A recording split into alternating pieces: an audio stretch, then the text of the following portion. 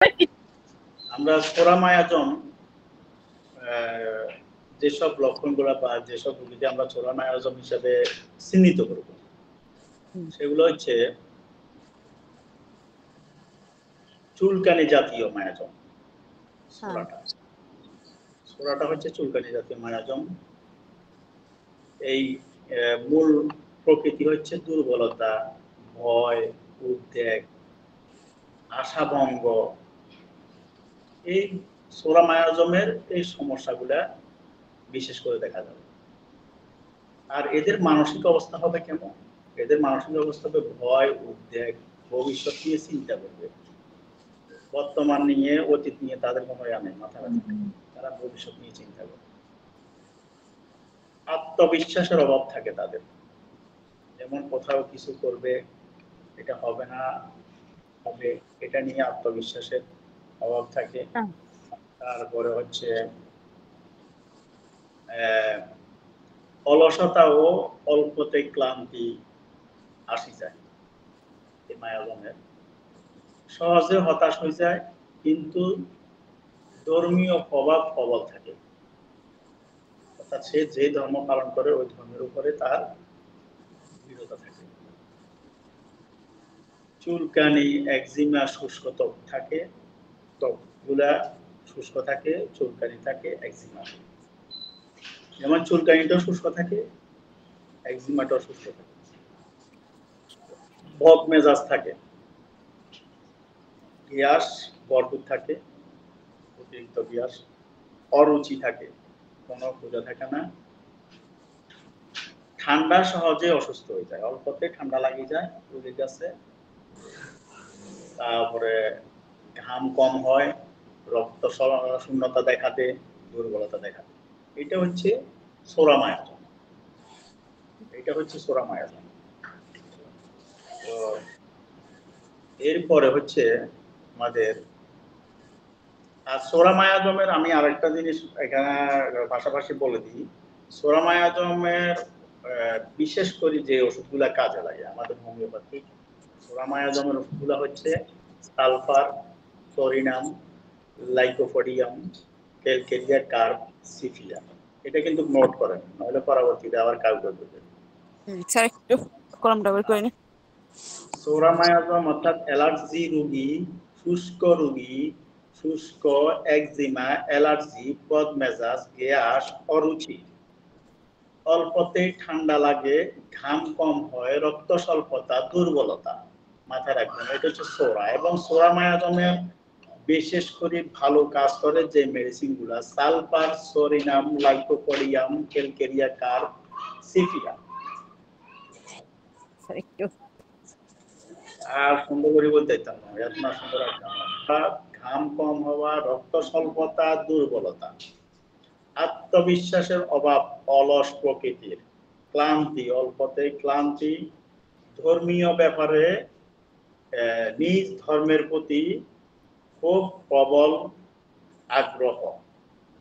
এই সোরা মায়াজমের রোগীর জন্য হোমিওপ্যাথিক যে ওষুধগুলা ভালো কাজ করে সেটা হচ্ছে sulphur, psorinum, lycopodium, calcarea carb, sepia. এই কয়টা।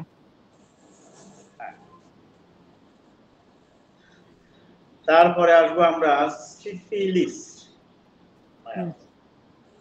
এই ফাঁকে আমি একটা মায়াজম। সিফিলিস মায়াজম হচ্ছে ধ্বংসাত্মক আচরণ, ক্ষয়জাত, ধ্বংসাত্মক এবং ক্ষয়জাত। শরীর ও মনকে ভেতর থেকে ধ্বংস করে। সিফিলিস মায়াজম এটা খুব মারাত্মক। এটা মোটামুটি আমরা সবাই শরীরে বহন করি, কম আর বেশ, কেউ বেশি কেউ কম। তো এটা কিন্তু মারাত্মক একটা মায়াজম, ক্ষতিকারক। তো এটার যে মানসিক লক্ষণগুলো আমরা পাই সেটা হচ্ছে আত্মহত্যার প্রবণতা, রাগ, হিংসা, হতাশা এগুলো থাকবে। আত্মহত্যার চিন্তা করবে, কারণ যার রাগ বেশি আছে, হিংসা বেশি আছে, হতাশা বেশি আছে, সে কিন্তু আত্মহত্যার দিকে ধাবিত। অপরাধ ও অবিশ্বাস থাকবে, যেটা সম্পূর্ণ এক কথায় বলা যায় সন্ত্রাস। সিফিলিস মায়াজমের রোগীগুলোর সন্ত্রাসমূলক আচরণ, সন্ত্রাসী।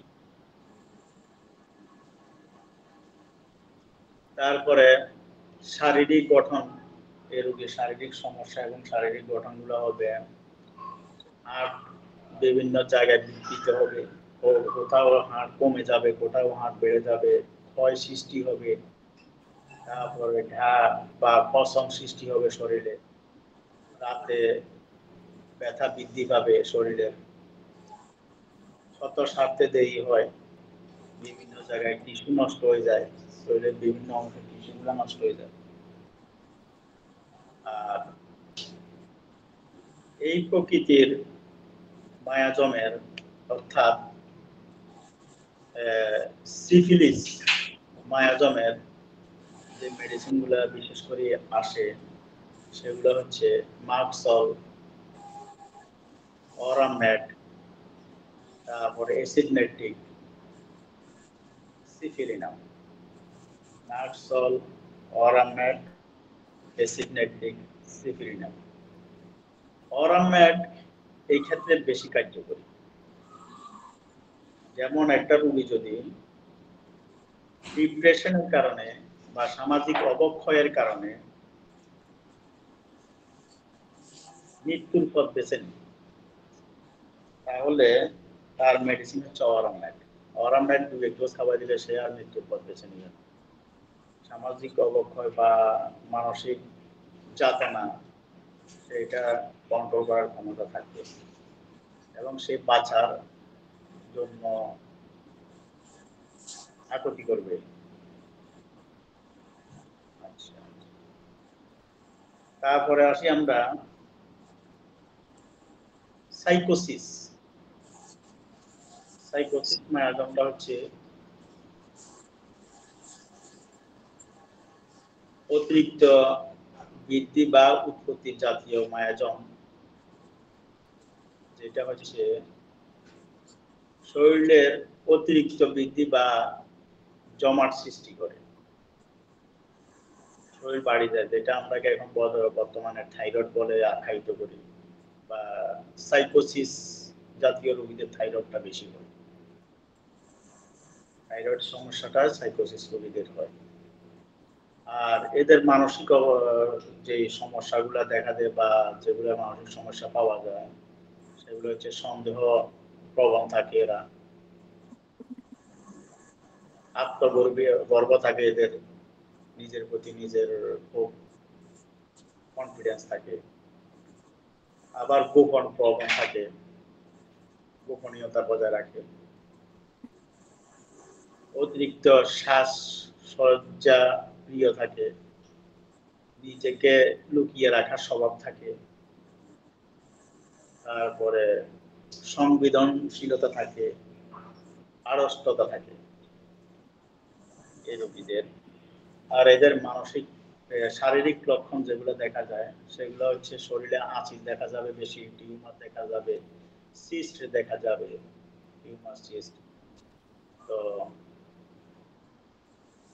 জোড়ায়, শরীরের জোড়ায় জোড়ায় ব্যথা, শরীর মোটা হয়ে যাওয়া, তারপরে মূত্রনালী বা যৌনাঙ্গে বিভিন্ন রকমের সমস্যা সৃষ্টি হয়, অতিরিক্ত মিউকাস নিঃসরণ হয় শরীর থেকে, শরীরে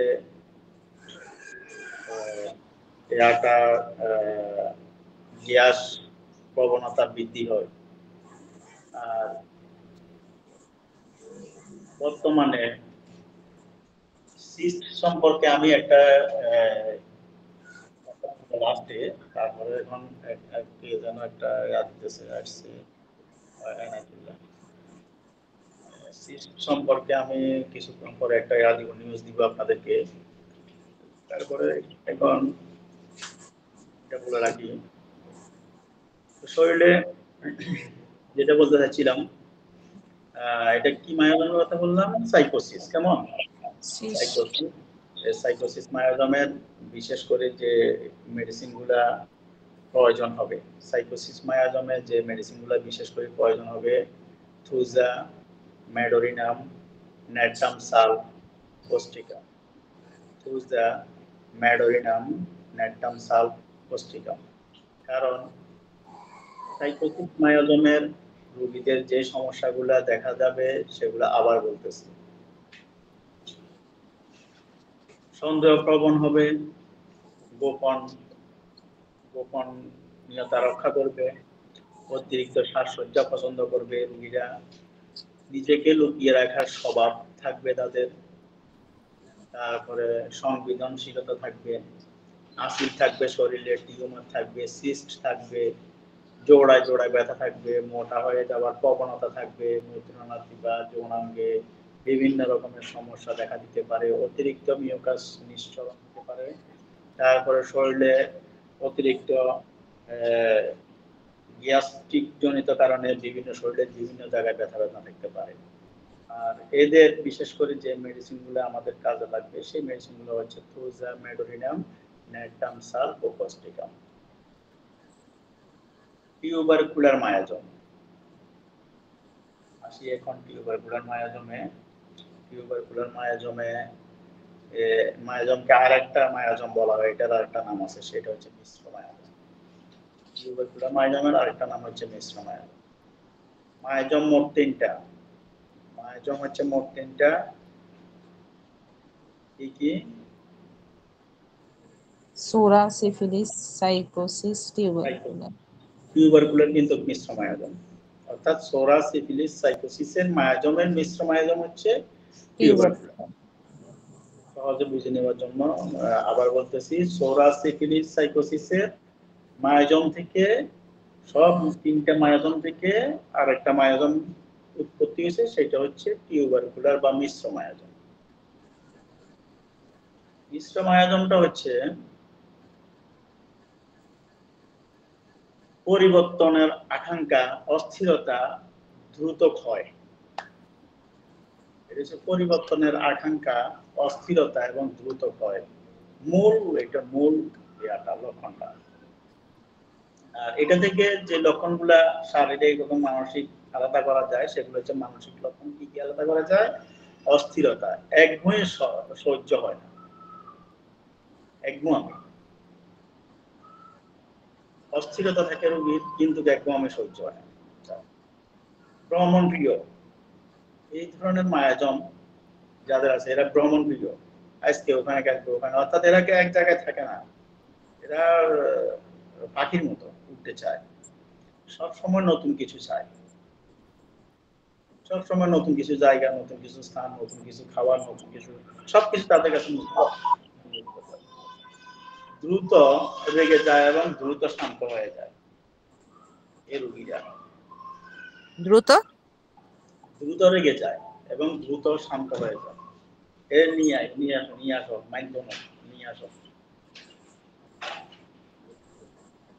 সব উলট পালট করে ফেলা যায়। অতি সংবেদনশীলতা, আসো, তোমার জন্য সবার অপেক্ষা করতে চায়।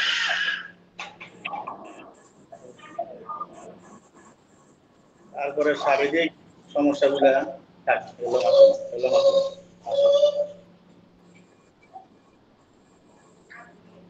আমি সরি সবার কাছে যেটা বলতে চাইছিলাম, টিউবারকুলার বা মিশ্র মায়োজম সম্পর্কে, অস্থিরতা, একঘেয়েমি সহ্য হয় না এইসব রোগীর, তারপর দ্রুত রেগে যাওয়া এবং দ্রুত শান্ত হয়ে যাওয়া, মানসিক ক্লান্তি থাকে, তারপরে হচ্ছে মানসিক ক্লান্তি। শারীরিক লক্ষণগুলোর মধ্যে যেগুলো আমরা পাই সেগুলো হচ্ছে হালকা পরিশ্রমে ক্লান্তি হয়ে যায়, অল্প পরিশ্রমে, বর্তমানে বেশিরভাগ মুরগি পাওয়া যায় তাই মিশ্র মায়োজমে অ্যাভেলেবেল। তারপর হচ্ছে হালকা পরিশ্রমে ক্লান্তি হয়ে যায়, তারপর ক্ষুধা কমে যাওয়া, ওজন কমে যাওয়া, রাত্রে রাত্রে ঘেমে যাওয়া, রাত্রে বেশি ঘাম হওয়া, তারপর হচ্ছে বুক ব্যথা, কাশি, ঘন ঘন কাশি সৃষ্টি হওয়া, রক্ত উঠা কাশির সাথে, তারপরে হাড় জোড়া, দুর্বলতা, তারপর লম্বা দেহ, শরীর লম্বা দেখা যাবে, সরু দেখা যাবে। তো এইসব ক্ষেত্রে আমরা যে মেডিসিন গুলা পাই, এটা হচ্ছে phosphorus, tuberculinum, calcarea phos, iodum, kali car. তারপর একটু বলেন। এটা হচ্ছে মিশ্র মায়াজমের। এই পর্যন্ত ফসফরাস, হ্যাঁ ওই ওষুধের নাম কয়টা? আবার বলবো, আচ্ছা ঠিক আছে। ফসফরাস, টিউবারকুলিনাম, ফসফরাস, টিউবারকুলিনাম বা বেসিলিনাম। এটা জানেন না? টিউবারকুলিনাম এবং বেসিলিনাম কিন্তু একই মেডিসিন। হ্যাঁ স্যার জানি। অনেকে জানে না। টিউবারকুলিনাম এবং বেসিলিনাম একই medicine. Phosphorus, tuberculinum, calcarea phos, iodum, kali car, KALI, kali car. অনেকে মনে করবে ক্যালকেরিয়া কার, ক্যালকেরিয়া কার না, এটা সি না, এটা কে।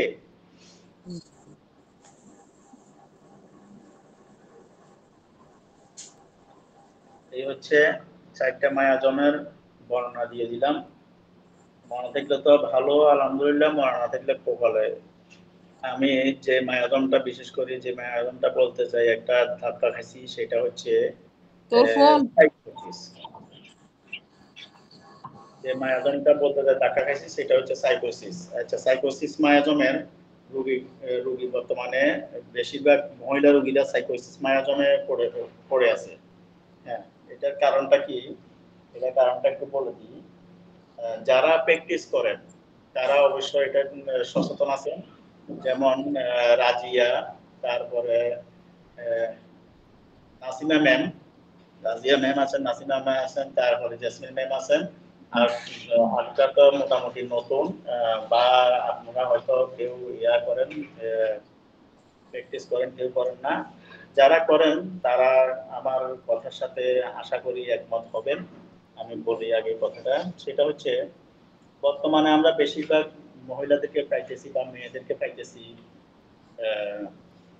ওভারি সিস্ট বেশি। আমার মনে হয় 90% মেয়ের ওভারি সিস্ট, 90%। যেটা এখন তো ছোট মেয়েদেরও স্যার ওভারি সিস্ট স্যার দেখা যায় 12-15 বছর। ছোট মেয়েদের 14 বছর থেকে, ছোট দূরের কথা বাদ দিলাম, 14-15 থেকে শুরু করি, দেখা গেছে যে আমরা বইতে যেটা পাইছি 30-35-এর উপরে যাই হয়তো সিস্ট হয় বা জ্বরে বিভিন্ন সমস্যাগুলো দেখা যায়। কিন্তু দুঃখের বিষয় হচ্ছে ইদানিং আমরা যেগুলো পাইতেছি রোগী, বিশেষ করে অনেকের বেশিরভাগ হচ্ছে সন্তান হচ্ছে না ওভারি সিস্টের কারণে। তারপরে অর্থাৎ আমার একটা জরিপে, আমার ব্যক্তিগত জরিপে দেখলাম যে প্রায় 90% মেয়েদের ওভারি সিস্ট করতে হবে। তো এটার জন্য আমি কারণ হিসাবে যেটাকে আমি খুঁজে পাইছি, বারবার আমি যেটার সম্মুখীন হয়েছি, সেটা হচ্ছে ইনজেকশনের ক্রিয়া। কারণ আমি প্রত্যেকটা রোগীর যখন জিজ্ঞাসা করি, এইসব রোগী যখন পাই, তখন জিজ্ঞাসা করি যে আপনি কি 14 বছর থেকে যে ইনজেকশনগুলো দিয়ে ওগুলা দিয়েছেন? হ্যাঁ দিয়েছি, বাস। আর কিছু প্রশ্ন আমার প্রয়োজন নেই, আমার প্রশ্ন ক্লিয়ার। তাহলে এদেরকে কি ওষুধ দিতে হবে আমি পরে বলতেছি, আগে আমি সমস্যাগুলো বলি। তো আমাদের দেশের তারপরে এপিসমেল, ল্যাকেসিস, এপিসমেল, এই 3টা ওষুধ বেশি আসে। ওভারি সিস্টের? হ্যাঁ, সিস্টের ওভারি সিস্ট। স্যার ফ্র্যাক্সিনাসটা কখন ইউজ করা হয় স্যার? ফ্র্যাক্সিনাস? হ্যাঁ, ফ্র্যাক্সিনাস এটা তো জরায়ু বলগেরি। ও আচ্ছা আচ্ছা, এটা ওভারি না, এটা জরায়ু বলগেরি। জি স্যার। তো এই টিকাগুলা, বাচ্চাদের টিকাগুলা, বড়দের এই টিকাগুলা, আশা করি আপনারা কাউকে এগুলো দেওয়ার জন্য কোনো উৎসাহিত করবেন না। আসলে এটা আমি শুনছি স্যার, আমি এটা পাই নাই কোথাও, কিন্তু শুনছি একজনের কাছে। বাইর করছি, হ্যাঁ, সোরা এবং সিফিলিটিক মিশ্র মায়োজম। ও আচ্ছা, তাইলে আমি বোধহয় ভুল। অংশ ধ্বংসাত্মক প্রবণতা, যেটা ও হচ্ছে আচ্ছা, এটা হ্যাঁ, সিফিলিটিক সোরা মায়োজম, আর অর্থাৎ মিশ্র, সোরা হ্যাঁ এবং সিফিলিটিক মায়োজমের মিশ্র মায়োজম। হ্যাঁ হ্যাঁ, বুঝতে পারছি। সোরা এবং সিফিলিটিকের মিশ্র মায়োজমটা আনি, এটার নাম দিচ্ছে কি, সিউডোসোরা। সিউডোসোরা। ও যে বলছিল, সে বলছিল আপনার সাইকোটিক, সিফিলিটিক বলে নাই, সাইকোটিক আর ওই সোরা। সোরা এবং সিফিলিটিক দুইটা মায়োজমের মিশ্র মায়োজম। আচ্ছা আচ্ছা, তাই এটা সে বোধহয় ওইটা বোধহয় এই ভুল বলছিল, কিন্তু বাকিটুক ঠিক ছিল তার। আর এটা এই মেডিসিন গুলো হবে, এবং সোরা মেডিসিন এবং সিফিলিটিক মেডিসিনের যেগুলো বলছি, হ্যাঁ ওই মেডিসিন গুলো দুইটা মেডিসিনের মিশ্রণ। আচ্ছা, ওই দুইটাই যে লক্ষণ বলছেন, যেগুলো বলছেন ওইগুলো মিক্সচারই তো দুইটা। হ্যাঁ হ্যাঁ, মিক্সার। হ্যাঁ, তাইলে আর স্যার এটা বিস্তারিত আর লাগবে। সালফারের পরে ক্যালকেরিয়া কার্ব দেওয়া যায় না স্যার? ক্যালকেরিয়া কার্বের পরে সালফার বা সালফার পরে সালফারের পরে ক্যালকেরিয়া কার্ব ভালো। সালফারের পরে ক্যালকেরিয়া কার্ব দিলে ক্যালকেরিয়া কার্বে ভালো কাজ করবে। সালফারের পরে ক্যালকেরিয়া কার্ব দিলে স্যার ভালো কাজ করবে? জি।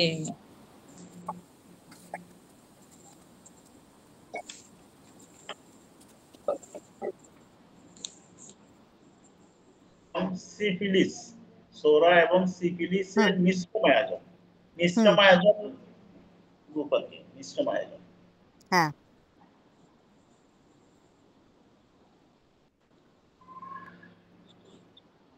স্যার কোন মাদার গুলো খাওয়া যায় না একটু বললে ভালো হতো।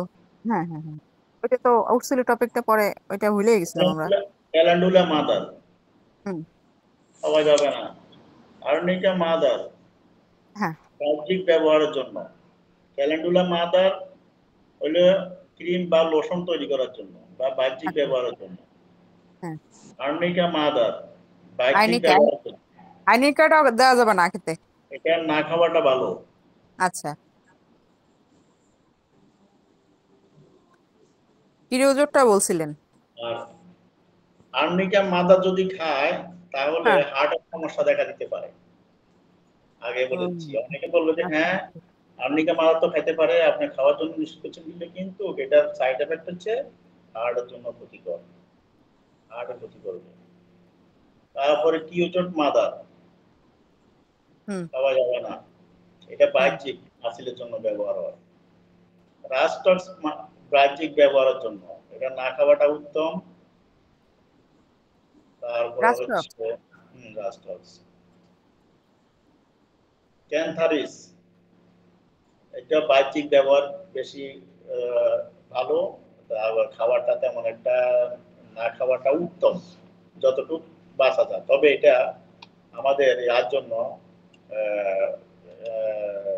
পাথরের জন্য, মূত্র পাথর বা ওই জ্বালা পোড়া। জ্বালা পোড়ার জন্য আমরা ব্যবহার করি। তবে এটা খাওয়ারও যায়, বাহ্যিক ব্যবহারের জন্য বেশি ব্যবহৃত, তবে না খাওয়াটা ভালো হয়েছে। খাওয়াটা ভালো। তারপরে অ্যাকোনাইট, অ্যাকোনাইট ন্যাপ না, অ্যাকোনাইট ফিক্স না, একটা নাম আছে একটা, ওটা কিন্তু না হ্যাঁ হ্যাঁ, খাওয়া যায়। এখন একটা ফিনিক্স না জানি কি। হ্যাঁ হ্যাঁ, ওটা খাওয়া যায় না, ওটা তেমন একটা ব্যবহার হয়ও না। তারপর লাইকেসিস মাদার, এটা তো খাওয়া যাবেই না। তারপরে হচ্ছে যেসব মাদার গুলা খাওয়া যাবে, নিরাপদ আছে, কিন্তু না খাওয়াটা ভালো, সেটা হচ্ছে আসলে মাদার ওষুধটা না খাওয়াটাই এক কথায় ভালো। কিছু কিছু মাদার ছাড়া, আবার বেলাডোনা মাদার আছে, এটা সামান্য মাত্রায় খাইতে পারবে, বেশি মাত্রায় খাওয়া স্যার যাবে না। তারপরে তো স্যার ওদের জেলসিমিয়াম মাদার আছে, তারপরে হচ্ছে এস্ট্রামোনিয়াম মাদার আছে, নাক ভূমিকা। জি স্যার, অতিরিক্ত মাত্রায় না খাওয়াটা ভালো। এখন অতিরিক্ত মাত্রায় খাওয়া তো যাবে না, এটা হার্টের ক্ষতি করবে। তারপরে ডেইলিস, এটা হার্টের ওষুধ, কথা সত্য, তবে বেশি মাত্রা খেলে কিন্তু ক্ষতি হবে। তারপরে বারবেরিস ভ্যালগেরিস, এটা খাওয়া যাবে, এটা কিডনি বা প্রস্রাবের সমস্যার জন্য খেতে থাকে। তারপরে হচ্ছে ক্রেটেগাস মাদার, এটা হার্ট টনিক। তারপরে এটা খাওয়া যাবে না? হ্যাঁ, খাওয়া যাবে। এটা খাওয়া যাবে, এটা হৃদযন্ত্রের শক্তি বাড়ায়। হ্যাঁ। সিয়ানুথাস হচ্ছে লিভার টনিক। ক্রেটেগাস মাদার হচ্ছে হার্ট টনিক। এটা কিন্তু গুরুত্বপূর্ণ। জি স্যার। ক্রেটেগাস মাদার হার্ট টনিক, সিয়ানুথাস হচ্ছে লিভার টনিক। হুম। তারপর হাইডাস্টিস হচ্ছে গ্যাস্ট্রিক বা দুর্বলতা, খাবার উচিত। স্যার একটু ডিস্টার্ব করি স্যার, সিয়ানোথাসটা তো আপনার হচ্ছে কোলেস্টেরলও কমায় স্যার। হ্যাঁ হ্যাঁ, সিয়ানুথাস কোলেস্ট্রল কমায়। তো হার্ট লিভার টনিক, এই জন্য তো বলা হয়েছে। স্যার আমরা যদি মাদার ব্যবহার না করি তাতে কি কোনো ঝামেলা আছে? না, কোনো ঝামেলা নাই। মাদার যতটুকু না ব্যবহার করে থাকা যায় তত ভালো। আমি খুব একটা মাদার ব্যবহার করি না স্যার, সেজন্য জিজ্ঞেস করলাম। না করলে প্রশ্ন কেন? মাদার যদি নাই ব্যবহার করেন তাহলে আর প্রশ্ন কেন আসলো? হ্যাঁ কিন্তু মাদার ব্যবহার না করাটা উত্তম। হ্যাঁ কারণ মাদার ওষুধটা যেমন ক্ষতিকর ভালো করবে, তার চেয়ে ক্ষতিটা বেশি করার সম্ভাবনা থাকে। হুম তবে কিছু কিছু রোগের ক্ষেত্রে মাদার ব্যবহার করা লাগবে, যেমন সিয়ানুথাস, এটা মাদার ব্যবহার করা লাগবে। এটা মাদার ছাড়া উচ্চ পাওয়ার এটা কাজ করবে না, হুম মাদার ব্যবহার করা লাগবে সিয়ানুথাস। তারপরে হচ্ছে কার্ডুগাস, এটা মাদার ব্যবহার করা লাগবে, উচ্চ পাওয়ার এখানে কাজ করবে না, কাজ কম করবে, অর্থাৎ যতটুকু আশা স্বরূপ ততটুকু কাজ করবে না। হাইডাস্টিস, এটা মাদার ব্যবহার করা লাগবে। হাইডাস্টিস, সিয়ানুথাস, তারপরে কার্ডুয়াস, বারবেরিস, এগুলো মাদার লাগবে। এগুলো মাদার ছাড়া আপনি দ্রুত রোগ সারাতে পারবেন না। এটা আমরা উচ্চ পাওয়ার দিতে পারবেন, সূক্ষ্ম মাত্রা দিতে পারবেন, কিন্তু এটা সময় লাগবে বেশি। এটা এটা মাদার দিবেন। স্যার ওই যে প্যাসিফ্লোরা মাদারটা স্যার ঘুমের জন্য ভালো কাজ করে, প্যাসি মাদার। প্যাসিফ্লোরা, তারপর হচ্ছে ইয়া ফেলিস ইয়া কি ওভারি বলগের জন্য কিছুক্ষণ আগে বললাম না কি, এটা ফ্যাক্সিনাস, ভ্যাকসিন, এটা মাদার লাগবে।